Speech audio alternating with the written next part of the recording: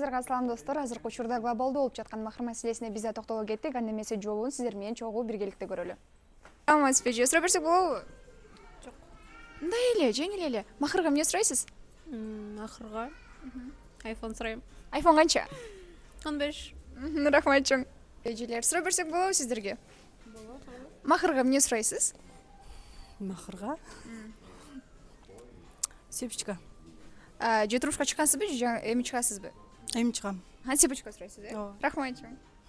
Сиз махырга эмне сурадыңыз эле? Сепичка. Сепичка алып бердиби? Жок берилди.